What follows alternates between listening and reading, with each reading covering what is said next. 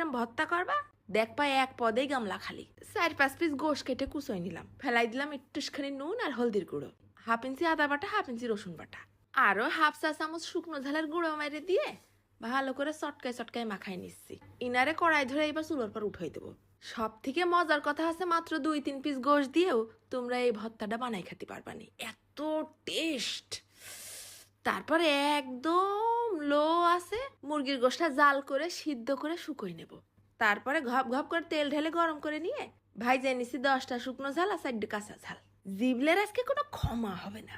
এরপর ওই তেলের মধ্যেই ফেলাই দিলাম বেশ 8-10টা রসুনের কুয়া।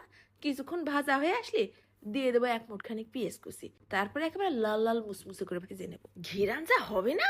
এধারে সিদ্ধ মুরগির গোশটাও ঠান্ডা হয়ে গেছে, হাতে একটা ছালা থুকু পলিথিন বাইন্দে গোশটাও আশ কিরাস করে নিলাম। তারপরে একে একে ওই কাঁচা ঝাল শুকনো ঝাল নুন দিয়ে ডলে নেবো। ফার্স্টে কিন্তু মুরগিতেও নুন দিছি, সে খেয়াল রাখতে হবে। এইবার দিলাম ভাজা পেঁয়াজ রসুন, তাও মড়মড় করে ভেঙে নেই। ঝাল পেঁয়াজটা সুন্দর করে মাখানো হলে ফেলাই দেবো ওই মুরগি। এমন করে মাখতে হবে যেন হাতেই রান্না হয়ে যায়। দিলাম আবার বেশ খানিকটা ধনেপাতা কুচি, কাঁচা পেঁয়াজ আর একখান বড় সাইজের লেবুর রস।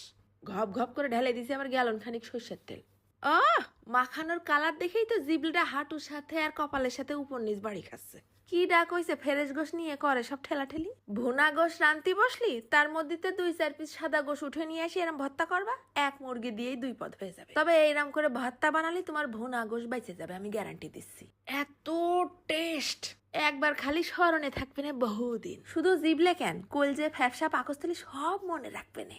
ঝাল তো হয়েছে কলজে সিরা, সাথে লেবু টক টক আর ভাজা পেঁয়াজ রসুন কাঁচা পেঁয়াজ।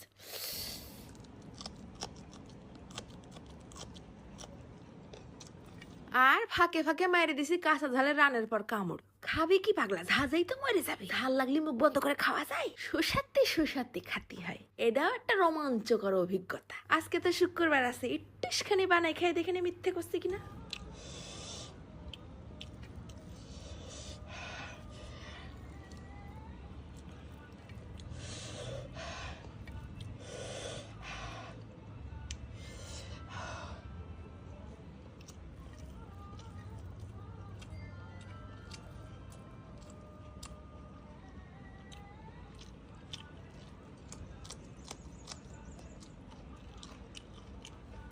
অনেকে আবার কমেন্ট করে, আরে এই বিটি শুধু ঝাল দেখায়, খায় না। তাই তাগের জন্য একটু ভয়েসটা অন করে শুনোই দিলাম।